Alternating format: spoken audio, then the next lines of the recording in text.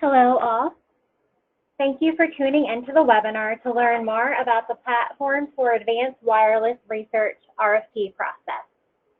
The webinar will be hosted by the PAWR Platform Office, led by me, Megan Hifstan of US Ignite, and my fellow PAWR Platform Office colleagues, Manu Gaufain, the Technical Program Director, and Kaushik Chowdhury, Academic Outreach Director of Northeastern University. Manu and Kaushik, are y'all on the line? Hi, Megan. Yes, this is Kaushik. Hi, this is Manu. Good afternoon, good morning. And thank you all for joining. Today's webinar will focus on RFP basics, including the core components of the RFP, eligibility, and letter of intent submission. The PAWR Project Office will host a webinar in early November that will focus on the full proposal development stage. Please note as a participant that this webinar will be in listen-only mode. Please be sure to mute yourself and stay muted throughout the entire webinar. This is so your identity can remain secret to other potential proposers. You can feel free to email the info@advancedwireless.org inbox. We will answer select questions during today's call and post all Q&As to our website. Additionally, today's slides and a recording of the webinar will be available for download tomorrow, and we'll be sure to send you the recording and slides as well. Let's go ahead and get started. The PAWR platform is enabling exploration of new wireless devices, communication technologies, networks, systems, and services that will change the nation's wireless ecosystem. PAWR participating companies benefit by helping to sustain the U.S. industry leadership, shaping design of research platforms, and securing cutting-edge research returns well in excess of the initial investment. Participating communities also benefit by building core wireless capabilities through creative partnerships, which attract government and corporate research funding and local wireless jobs, and utilizing advanced wireless capabilities to enhance city services and economic development.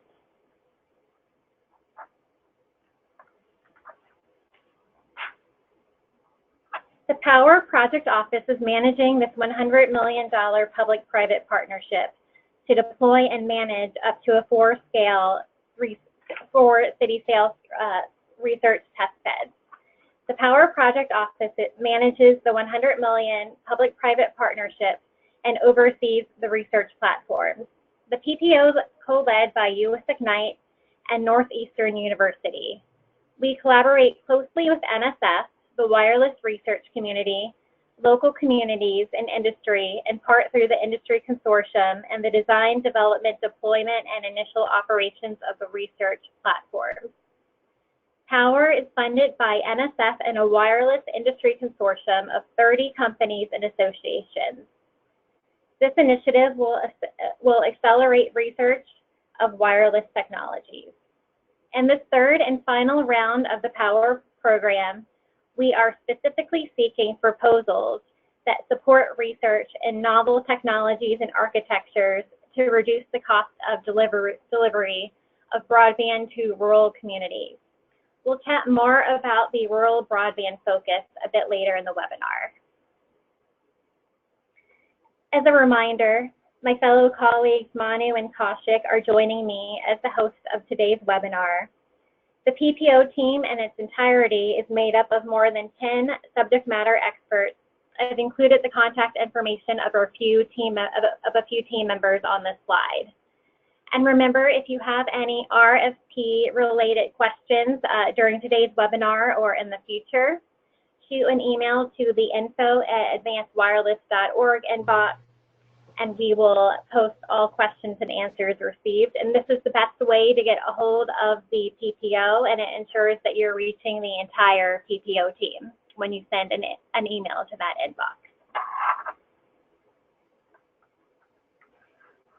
As I touched on briefly in the previous slide, PAWR is funded by NSF and 30 industry consortium members.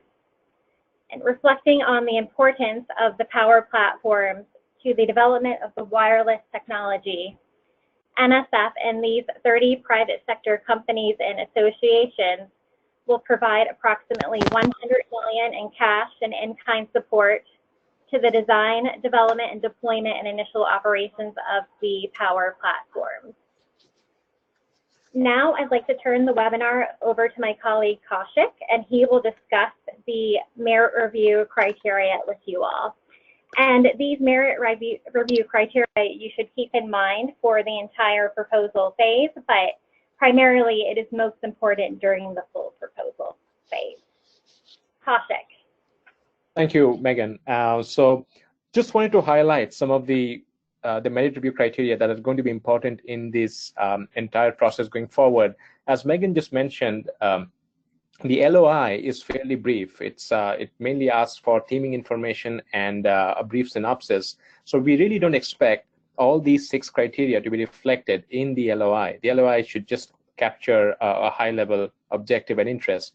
However, for the full proposal stage, these are the 6 important criteria that we will have an external panel weigh in on.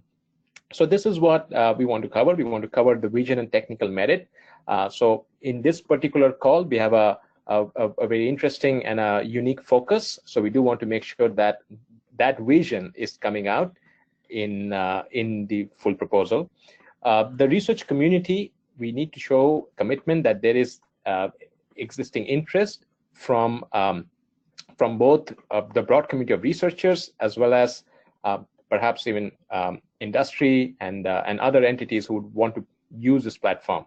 Now, one interesting thing about this particular call is that one can have interest as a user at an application level, have interest as a pure technical wireless researcher level. It can also be at a community level. So various kinds of research communities that we want to that can be highlighted here. Community engagement is very important. This is a mixed team here. That we do need the academic expert, but working with a community person, and it's only with these two can it be successful. In addition, this time we also have, and we will talk about a bit more about it, is a strong engagement from a local network provider as well. So this is something that needs that 3 ways collaboration and teaming, and that engagement needs to be there. We do need alignment with the PAWR vision because at the end, the whole goal of the program is to take experimentation outdoors in the wild, but doing so while maintaining reproducibility, flexibility, and programmability, and of course open access. So these are important means for someone to use a platform. The implementation plan and sustainability are, again, features that will drive at what stages and how the rollout happens. It needs a clear thought about process. At the same time, we do want the platform to live beyond its 3-year operational readiness timeline and sort of grow beyond, and so it should be sustainable. Megan, can we go next? Absolutely.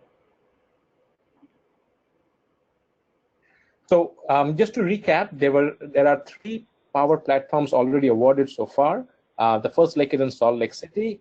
It's called as Powder Renew, and it's led by the University of Utah in collaboration with Rice University.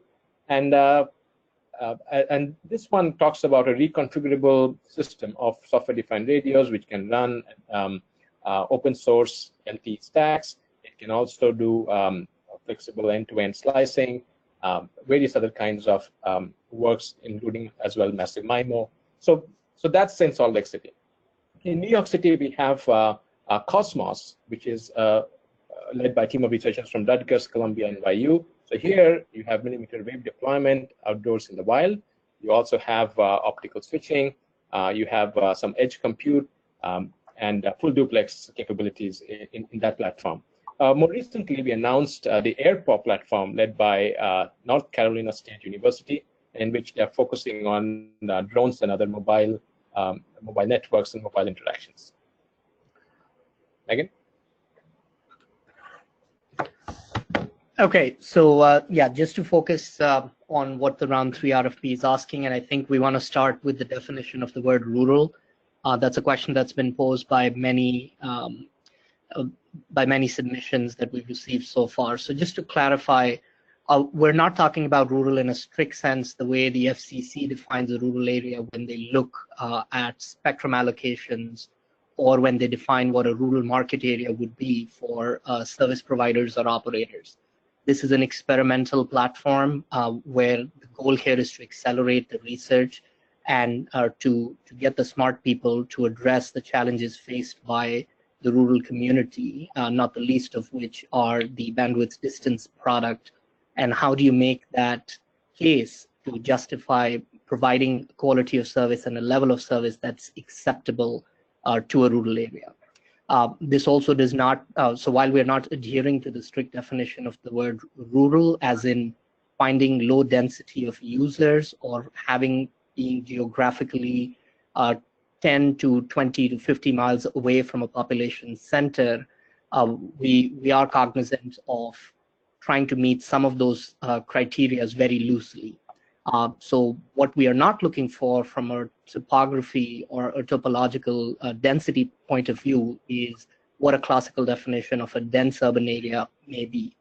So if you are a technology provider, but you do not have access to a facility or a rural area like deployment site, wherein you could have access to small to medium density of users, we would strongly urge you to reach out to us if you do not have that access through the PAWR matching. That will be explained a little bit later by Megan, but also to keep an eye that if you do have technologies that you think will be important to address, to develop, or for you to be able to bring that into a PAWR platform, that should not just be discarded just because you do not have access to the rural area.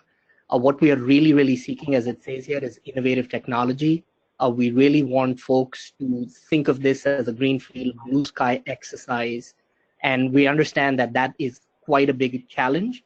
We do anticipate, as previous PAWR platforms have done, to begin with something that's already out there. Again, these may, these are not definitive. I'm just listing technologies that have already been implied. These are all listed in the RFP, moving from the TV white spaces to the microwave links to millimeter wave integrated access and backhaul, and low-cost fiber. So we'll basically want the proposers to look at that. Also, we are working on, or we would like the proposers to think about novel network architectures, as our platforms have been funded not just to advance the wireless RF footprint or the RF technologies. We think of these platforms as end-to-end ecosystems, so the network architecture would play a strong role. If you feel that fiber deployments are the bottleneck, or have a significant issue that leads to a very expensive cost per bits per second per hertz, there are wireless technology alternatives that should be considered and be part of the platform. So with that, we move on to the slide number 9. Megan, please. So, as Manu mentioned, that we are looking at innovative technical solutions, and this is perhaps exemplified by this little operating region that you can see here in form of a shaded rectangular volume.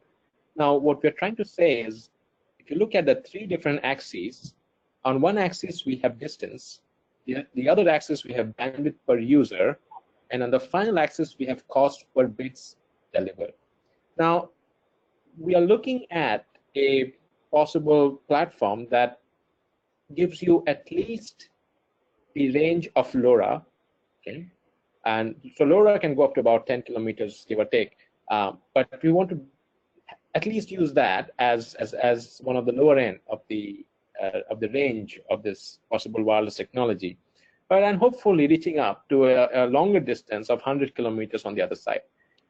While if you look at the bandwidth per user, where LoRa does well with distance, it does fall short with bandwidth per user, reaching typically around 50 kbps.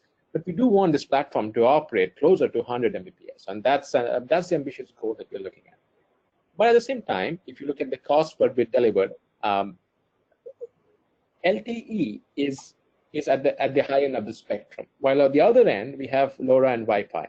But we do want that cost per bit delivered be in the range of LoRa and Wi-Fi. So in a sense, we're looking at a technology that possibly may not exist yet, and that's where comes a challenge and excitement of this rural broadband deployment. So even if the application scenario is taken out of the question, the technology itself is very novel and would be of great interest to the community. So that was more about the technical areas. Just want to shine a little bit of light on the operations of the platform. Given that this is the platform will be deployed in areas that are not generally urban or semi-urban centers, we realize the difficulties and the trade-offs that the proposal teams are going to have to make with respect to operations. We do strongly encourage partnership with rural telcos, local ISPs, network operators to defray some of those costs and to think about smart ways to co-locate equipment or to piggyback on existing investments that may have been made in the proposed geographical area. We do understand that this is not something that a traditional academic PI would be executing, so teaming here becomes really important. And this is not required in the letter of intent, but while thinking about the full proposal, please do consider how resources are allocated across the various cost sectors. That would be something that will be important and evaluated pretty closely as the RFP receives a 360-degree review from subject matter experts, not just technical, but also community leaders. And in this case, we will have operational folks also looking at the operational plan for the proposals that we receive. In addition to that, places wherein non-RF solutions are implemented, those are not out of scope of this particular request for proposals. As we alluded to, the platforms are envisioned to be end-to-end ecosystems, so a network architecture that has a nice mix of wired, wireless, optical, free space optical, satellite technologies to deliver or to make an impact on the motivating statements that we made in the RFP would be considered very important. Megan, next slide, please.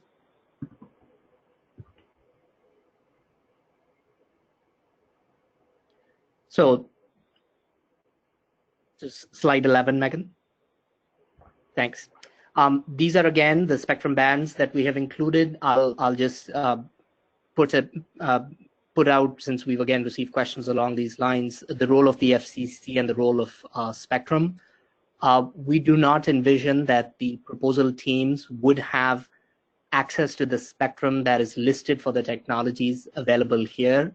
And that is something that the PAWR Project Office, which was recently announced as an innovation zone by the FCC, would be playing a leading role in establishing the requirements for the spectrum and obtaining the requisite innovation zone designations needed for the proposals. We do, however, if there are local spectrum owners that are willing to contribute spectrum along any of these frequencies, or even the ones that are not listed here, for example, AWS-3 between the 1.7 gigahertz to 2.1, or even in the low bands, the 700s to 900s, that would be something that the proposers are encouraged to include in their proposals. That basically allows for a very rich spectrum environment where certain solutions and technologies could be implemented. Again, please do not consider these bullet points here as exhaustive. These are just meant to stimulate some creative thoughts. And other areas are completely open. Just to reiterate and reinforce, non-wireless technologies, including fiber or other low-cost optical techniques or Ethernet-based solutions for long distance are completely within the scope. There is mention of also using aerial platforms such as tethered balloons, drones to act as relays. Again, these are within the scope. We do encourage you to look at what the AirPower platform is doing, but do not be discouraged on the use of aerial devices to close the loop on any network architecture or any deployment area, even if it is far-flung, to be included in your solutions. Satellite has been mentioned here, and that is something that the PPO continues to work hard with our federal agency partners to onboard and recruit companies that will provide some satellite solutions as in kind. If you are going down that route, please clearly identify if the proposal team is bringing any such resources to the fore in the facilities document, and if not, what are the critical paths spectrum requirements. They should be clearly outlaid in the full proposal submission. They are again not required in the letter of intent beyond a cursory mention of the spectrum bands, which will be directly correlated with the technical areas that you're going to mention in the LOI. Slide 12, please. So one of the things that we do want to see is how this proposal, how this proposed wireless technology will create some impact to an existing vertical. A couple of applications and verticals that the RFP lists, but these are again not exhaustive in any sense. But we have mentioned connected first responders, remote health providers, autonomous vehicles, especially farming equipment, IoT-driven and enabled farming, livestock, dairy management, and power management. So these are all interesting verticals that will benefit from the core technology once it's in place. And we would strongly encourage the team to think of either one of these or other verticals, and do include something along that line that can eventually become a deployment that people can actually use. Next slide, please. One of the other things to consider, and this is mainly for the full proposal, so again, letter of intent, not really needed, but for the full proposal, one does need to carefully think about location, site plan, and costs.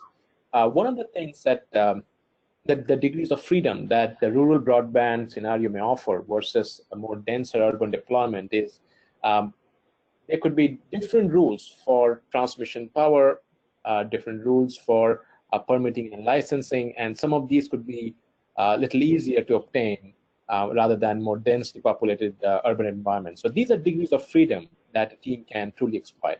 However, with any such thing, any risks and any contingency plans must be identified. So in the spirit of the PAWR program, the way we see this as within 3 years of the award, the PPO expects that the platform is fully operational.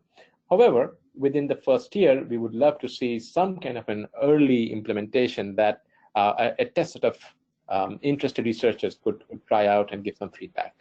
At the long term, we do want to see sustainability, because it's the intent that these platforms live beyond the current award, and they grow and they become sustainable, and they grow in revenue as well.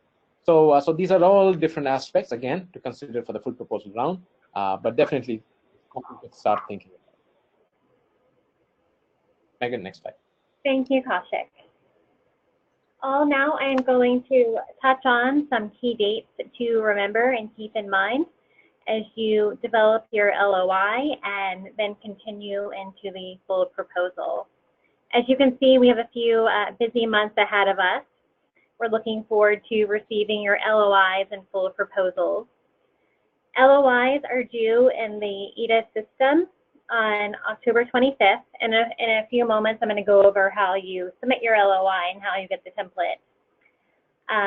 The day after your LOI is submitted in EDIS, I will go ahead and open up the full proposal window where you'll be able to begin to submit your full proposals. But those full proposals are not due until December 13th.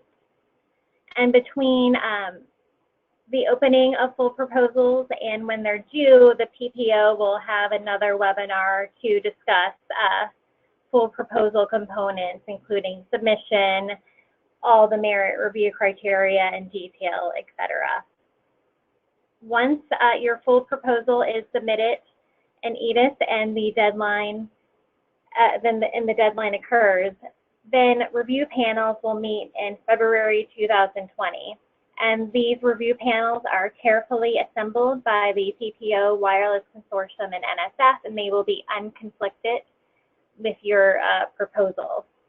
These review panels will meet, and then finalists will be announced at the end of the month.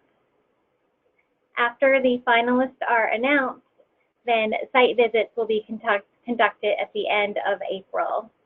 And then we will be tracking to a third quarter in 2020 for the winner to be announced.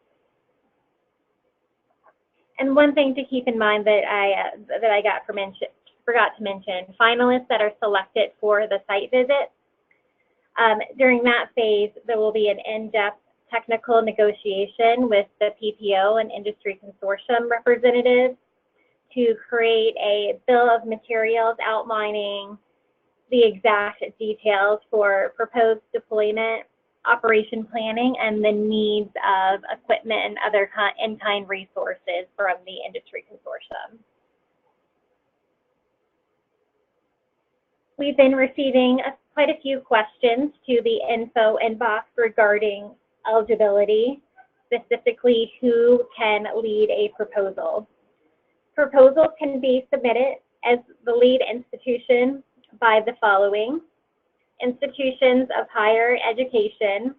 This includes 2- and 4-year institutions, and this also includes community colleges that are accredited in and have a campus located in the United States.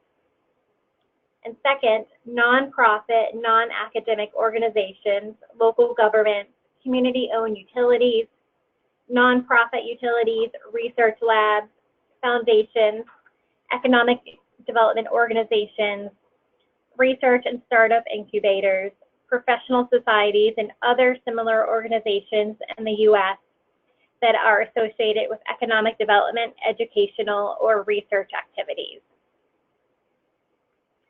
We've also had a few questions lately regarding participation of for-profit entities in proposals, and we do welcome that for-profit entities are included as partners.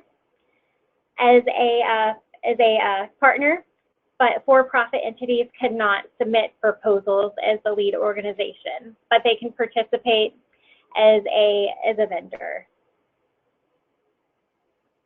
Moving on to some other basics, the amount of funding that is available for this platform is up to $8 million in cash from NSF and up to $8 million of in-kind contributions from the PAWR Industry Consortium.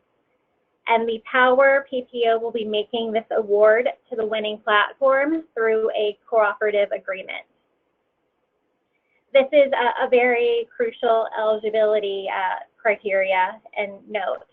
The limit on the number of proposals per organization is 1. You should not submit more than 1 proposal as the lead organization. And proposals also should not be submitted as separate collaborative proposals. The PPO is going to ensure that these eligibility constraints are enforced, and we have these to ensure that all proposers are treated fairly and consistently. If an organization does exceed the limit of 1 proposal, then the proposals received within the limit will be accepted based on the earliest date and time of proposal submission. We've also had quite a few questions regarding who can serve as a project director, i.e. the PI. And project directors and PIs can be affiliated with universities and colleges or with the nonprofit institutions that I outlined in the earlier slide. An individual who is a PI on 1 proposal may not participate as a PI on another proposal, but they can participate in another role, such as a senior personnel. Another note is that this RFP restricts eligibility to research activities using facilities, equipment, and other resources of the campuses located in the United States only. And last, I just wanted to stress the for-profit note that I made earlier. For-profit organizations that are not members of the PAWR Industry Consortium can also participate on proposing teams, but they cannot lead proposing teams. And as we'll describe in the next, the PAWR PPO welcomes and encourages public-private partnerships, and we encourage these for-profit entities, including for-profit ISPs, to partner with academic institutions and local nonprofits and municipal leadership to craft compelling proposals that support research and novel technologies to reduce the cost of delivery of broadband to rural communities. Now I'm going to turn it over to my colleague Manu, and he's going to discuss the ingredients that make a robust partnership. Manu. Okay, thanks, Megan. Could you advance the slide, Megan? Thank you. Just before I get into the teaming and partnership, just want to reflect on 2 points that we wanted to re-emphasize from the technical portion of the webinar. One was the word that you probably didn't share in the past 30 minutes was 5G. We realize 5G is looking at this rural problem, and there are multiple working items within the release, 3GPP releases that are going to be coming down the line, and some of them are already out there. We're cognizant, we understand that the platforms will target those 5G solutions as early wins or short-term solutions as they build novel new architectures. That is completely within the scope, but we do not envision the platform to essentially be a 5G deployment which basically just exploits the current and potentially future releases of the 5G standard that are addressing the rural challenges. That can be used for inspiration, but we really are looking at something more novel that allows for an experimental nature or a greenfield blue sky nature for very early fundamental research results that will then have an impact on the standards process. Second point I also wanted to make was around the concept, the word revenue was used earlier. We do envision, contrary to what our first 3 platforms have been, which are experimental in nature, if you're partnering with a local ISP, a local network operator, a rural telco, the expectation of having live traffic on these platforms, either co-located, in parallel, sliced, is completely within scope of the RFP or your submission. The only thing we advise you to consider are any privacy or IRB rules that may influence or may hamper what you may be proposing. So if you have a local partner who wants to send traffic over this experimental infrastructure and has the consent of the user base that they're servicing, that is something that is within scope. And it does tie into nicely into some of the sustainability stories and the submission criteria that the teams are going to have to consider. So having said that, just to again focus, and I'm just going to use the analogy that Kaushik used, there are 3 different stakeholders. We understand the challenge that's in front of you. If you were to draw a Venn diagram, these 3 communities would not traditionally intersect. An academic PI community, or a researcher community, the industry base, and a community / a rural ISP or network operator. Maybe the latter 2 may interact for fulfillment and network deployment purposes, but having to build something and operate and deploy it, this is something that's first of its kind. So we understand the challenge in front. That's why we're expecting the letters of intent, and we will be sort of working with the submissions to really strengthen the partnerships as well as the technical merit that the platform submit, the proposal in the letter of intent. So we do really strongly encourage you for specifically the stakeholders that are listed, bolded here, with university researchers, private sector companies, and again, we do advise you, it is a very rich ecosystem for the academic PIs who may not traditionally work in this sector. It's a very rich ecosystem that extends beyond your traditional OEMs and tier 1 vendors. There is a lot of activity in this particular area, and there are lots of players.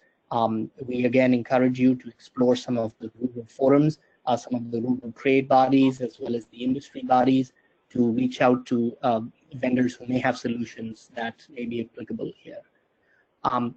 We do also want to emphasize the interplay here of the operational aspect. The platforms, as Kaushik had mentioned, would be expected to have some basic testing functionality by the end of year 1. And then after the full deployment phase is completed within the first 3 years, there is a very strong operational component. In terms of the construction or deployment phase, we anticipate a very, very significant or detailed project plan that we would require in the full proposal to really be able to identify critical path items that need to be done, and some things that will be on the critical path or might end up being bottlenecks for fulfilling what the vision of the proposal is, should clearly be identified in the full proposal. We do also envision having senior leadership or qualified personnel, somebody who may be equivalent in a city or community capacity from a city CTO, a CIO. Those roles are quite diverse, and each city and community does have that role, just given the digital nature of communities these days. So again, there is no such thing as a perfect team. We do not know this because this is not something that has been tried out before, but we've clearly been able to identify that a variety of stakeholders will be needed to make this platform a success, and that is something that will be evaluated in the RFP. So with that, back to you, Megan. Thanks. Thank you. To facilitate potential partner matchmaking, the PPO has launched PAWR Match. This is an optional matchmaking service run by the PAWR PPO, and it's perfect for organizations that are looking for partner organizations. This private matchmaking Google form will allow potential proposers to find partners for their proposed platforms, helping them to combine expertise and create more robust PAWR proposals.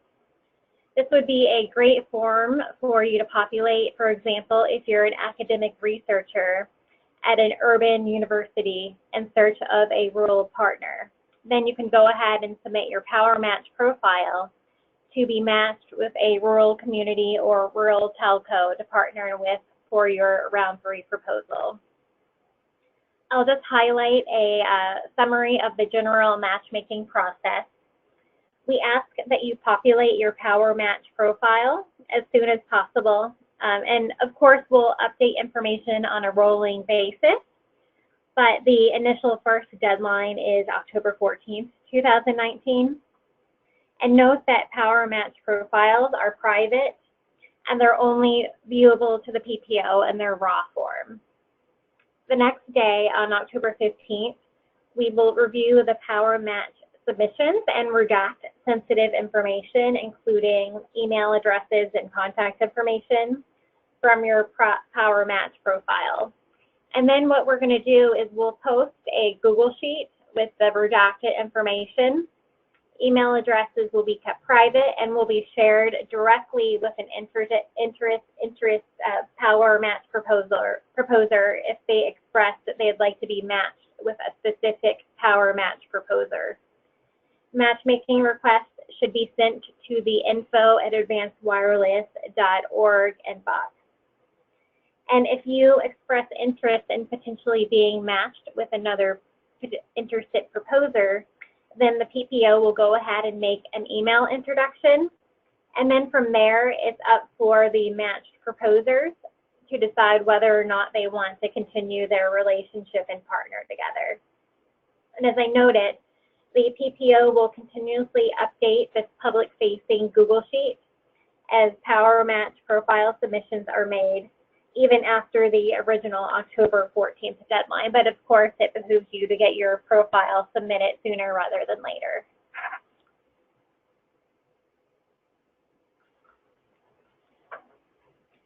We've been talking a lot about the letter of intent, and I just wanted to touch base on LOI basics. As I mentioned before, the LOI is due October 25th at 6 p.m. Eastern. You may not submit a full proposal without first submitting an LOI. And failure to submit an LOI will result in your full proposal being returned without review. However, submitting an LOI does not obligate you to submit a full proposal.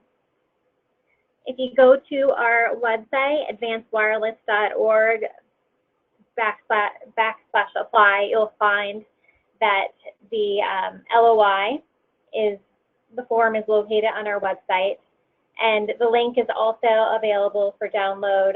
You can follow it in the RFP. The LOI is a simple form and includes the following components: a title, and the title should begin with PAWR Platform LOI, your project name. There's a box for the synopsis, and here you'll just provide a brief synopsis of your project that describes your platform and enough detail to permit an appropriate selection of potential reviewers. And you should really aim to limit the synopsis to 1,000 words, or approximately 1 page. You'll see there's also a section for the project PI section, and then the senior personnel section.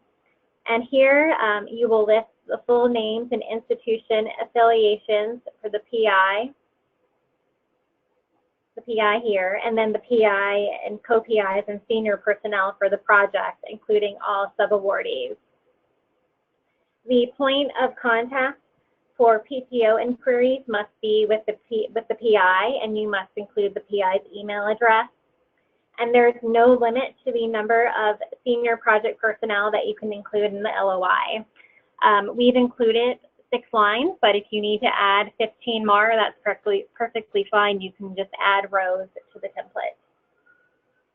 There's also a section for participating organizations, and here you will list all of the institutions that are involved in the project, including community partners, and there is no limit to the number of participating organizations that can be included as well. In the budget section, this is just a rough number that you will provide, and you'll enter your intended cash budget, and this is up to $8 million in cash. And this is just intended for internal planning purposes. You're not married to this number for your full proposal. Just some other items. A single LOI should be submitted by the lead institution only, and LOIs will not be subject to merit review by the PTO and panels. We're just using these LOIs for our own internal planning purposes. Investigators should not expect to receive any feedback on their LOI. And the lead PI and institution must remain the same for a LOI and full proposal. However, the composition of the team, including co-PIs, senior personnel, community partner institutions, etc., can change at the discretion of the lead PI and lead organization. You should plan to submit your LOI through the EDIS system. You should follow the links noted in the RFP for registration information.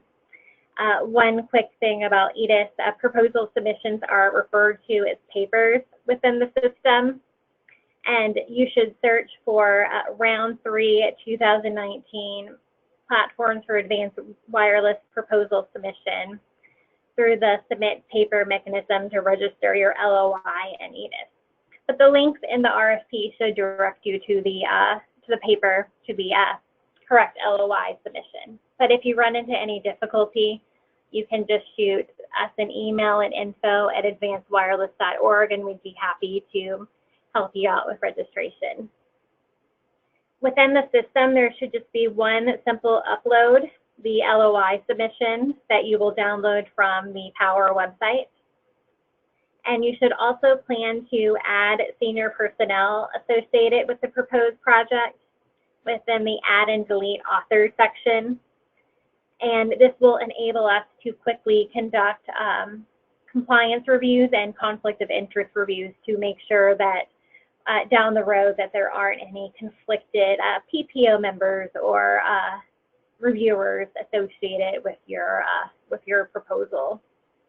And as a friendly reminder, you should submit your LOI by October 25th, 2019 at 6 p.m. Now we will move on to the Q&A session of this webinar. We have included questions and answers that we have received for this most recent round. Round 3, we wanted everyone to have access to these, and we continuously update the Q&As on our webpage, on the apply page, and we'll be sure to send out this deck with the Q&As to everyone on this call as well. And actually, one quick housekeeping note. I do see a few attendees on this webinar that I'm not familiar with your names, and if you haven't ever received an email from PAWR before and you just happen to drop in because you heard about it or someone forwarded you the link, just feel free to shoot us an email and we will make sure that you get signed up for our PAWR mailing list so you can be kept abreast of any proposal updates and we can keep in touch. I'll hand it over to Manu for the first round of Q&As. We can breeze through these, and then I will take the second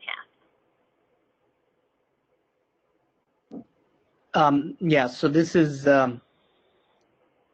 this again, I guess, Megan, comes back to the teaming question that was already referred to, and I think you went in great detail. But just to reinforce, the PI, co-PI, senior personnel can only be funded on one PAWR award at a time, and the organization may proceed with a letter of intent and full proposal submission. We again want to just flag that up front. This also may mean that if there is an impact to the current PAWR platform and your particular role in that platform, that would be something to make the current platform teams aware, not necessarily at this stage, but as the competition is whittled down to a select few. But just the highlight here is that you will have to choose because you can only be funded by one PAWR award at a time.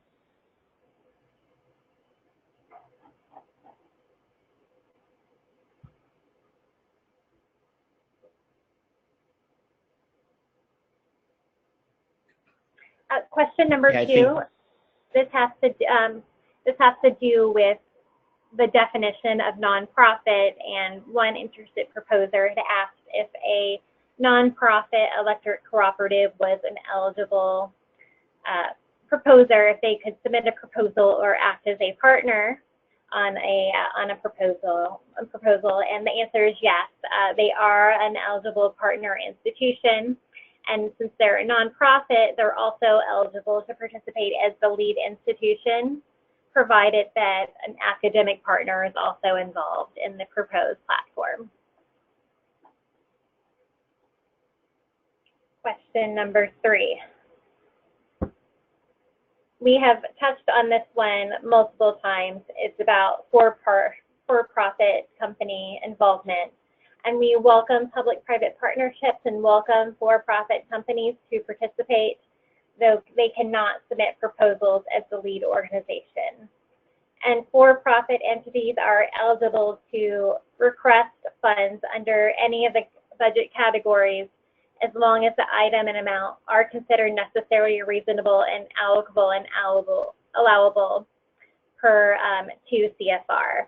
This isn't necessary for the LOI, but you'll find when we go into the full proposal details that you will need to submit budget information for the lead institution and any participating partners that will be receiving federal funds.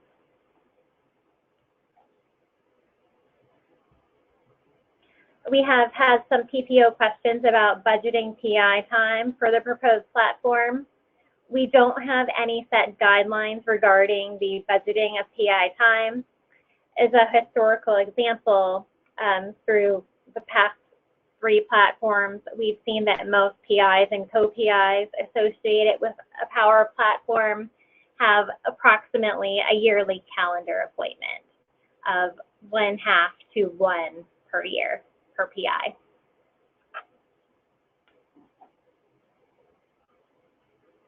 This is another full proposal related question, and it has to do with resource allocation for project management and if there are any recommended guidelines for teams. And this is a great question should your proposal be selected to advance beyond the site visit stage.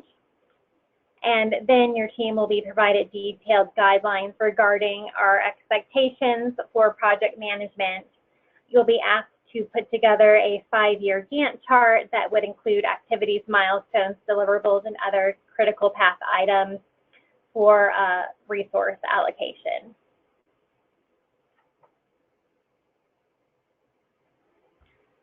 Question number 6, we had a recent question posed to us regarding a PAWR platform idea that the focus is not rural broadband. The focus isn't on rural broadband technology, so they apply anyways. And if the proposed platform does not have a rural broadband technology focus or does not incorporate any rural broadband components, then we don't recommend that you apply to this RFP, and we instead recommend that you explore other funding opportunities.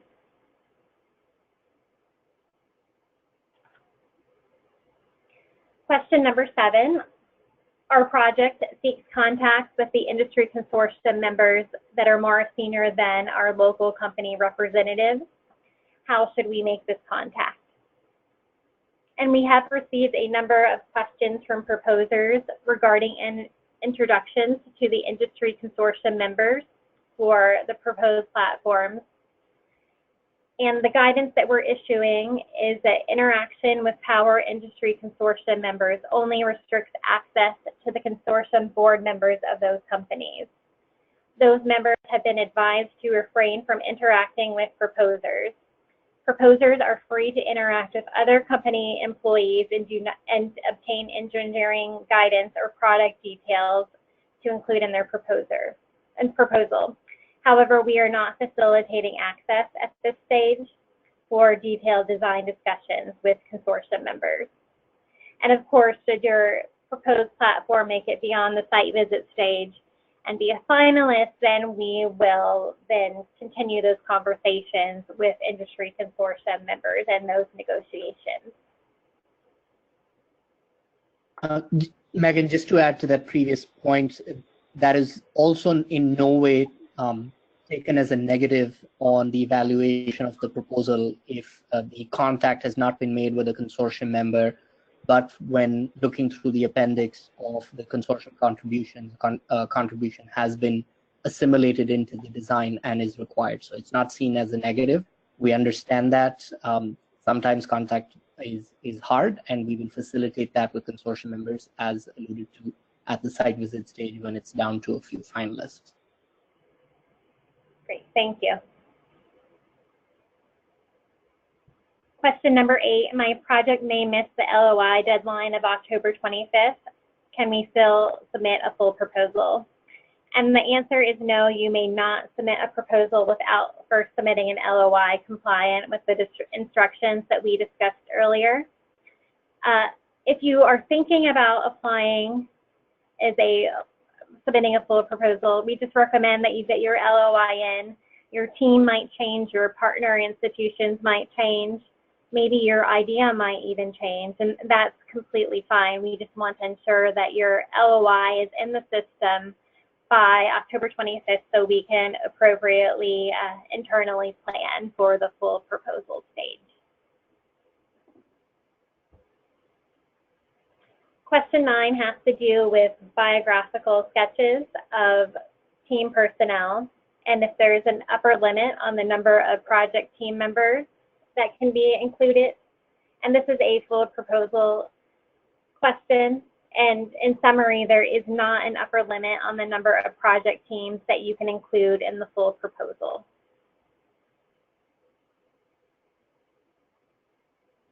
Question number 10, is there a limit to the number of project partners and the number of senior personnel that can be included within the LOI form? There are no limits to the number of project partners and the number of senior personnel that can be included. You can feel free to add as many rows as necessary to the LOI form to capture these partners and senior personnel. Can we change the lead PI and lead institution after an LOI has been submitted?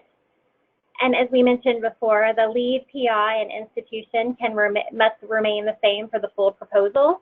However, the composition of the team can change at the discretion of the lead proposer. This question has to do with a faculty member at a foreign non-US university, and he will plan to contribute heavily to the proposal preparation. Are we able to provide PAWR funds to the faculty member? And can the person be listed in the proposal?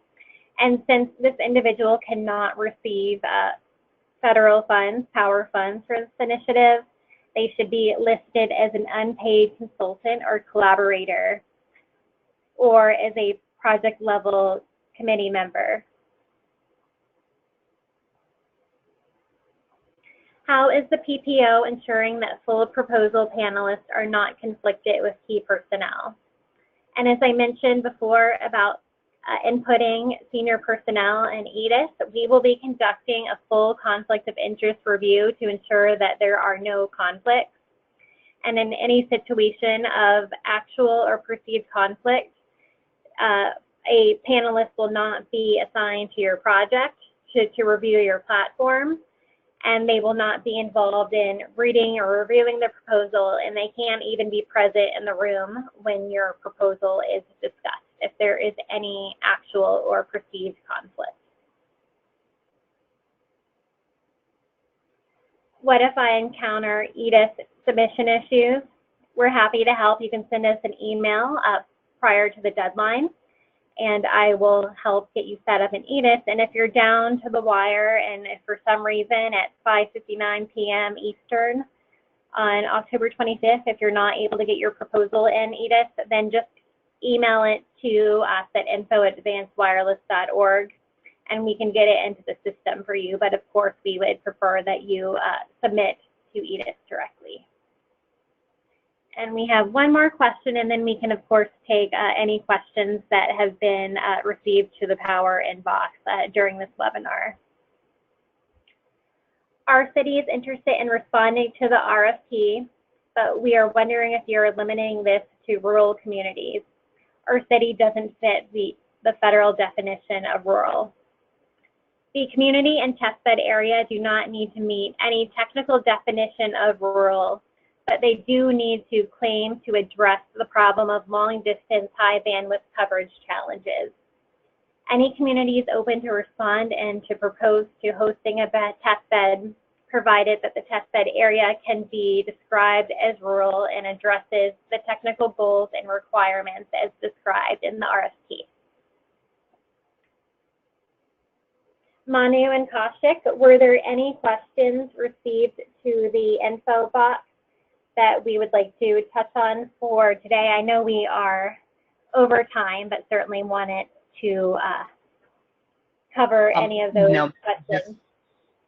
No, just procedural questions, and I think we can take those offline. But thank you, everybody, for your time and attention today, and please reach out to us with any questions. We understand this is a tricky, challenging curveball we've thrown at you, but we anticipate seeing some really nice submissions. So thank you again. Thank you, everyone. And we will be sending out these slides in a webinar recording tomorrow, and we will update our questions and answers on our webpage weekly. So you can expect to see new questions and answers weekly posted to our webpage. Thank you for everyone's time, and we look forward to receiving your LOI on October 25th. Thank you.